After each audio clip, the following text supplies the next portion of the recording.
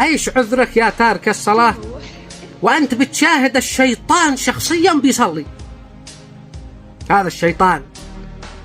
في واحد ايطالي رسام يبحث حول الشيطان، كيف شكله، كيف صفاته، كيف ملامحه، وبيرسم من خلال ما درس، من خلال ما بحث، بيرسم صورة الشيطان، وفي الأخير رسم هذا الصورة.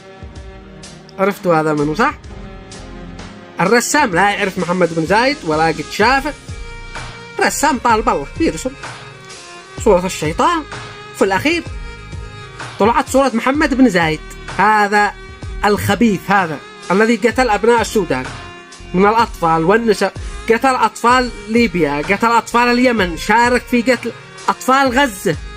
أي حرب في الشرق الأوسط هذا وراها، ومن وراه إسرائيل. هذا الملعون، هذا باباي، هذا الذي زرع عصابات في السودان من أجل قتل أبناء السودان والنساء، واغتصبوا، نكلوا، حاصروا السودان فعل والفعال. وقد شفتوا ما بيحصل في السودان كله بسبب هذا، من أجل يسيطر على الذهب الذي في السودان.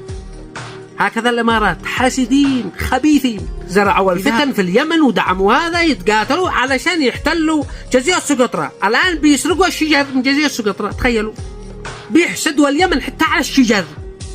شجرة في اليمن الإمارات بيقولوا الشجر هذا ما بيش معنا مثله، يحتلوا هذا المكان عشان يسرقوا الشجر. هؤلاء سرق الشجر، قولوا لنا صارحوا احنا نرسل لكم 2 يمني يشخوا لكم في الإمارات، طلعوا لكم الشجر نادرة كثير.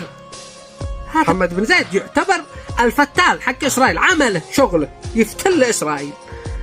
كل ما بيحصل بسبب الإمارات. ما بتشاهدوها اليوم في السودان كله بسبب الإمارات، هم الذي بيدعموا هذا العصابات. ووقفوا إلى جانب السودان بما استطعتم، انشروا منشر، افضحوا الإمارات، افضحوا إسرائيل، جرائم في السودان أعظم من غزة. كلنا نوقف إلى جانب المستضعفين في السودان.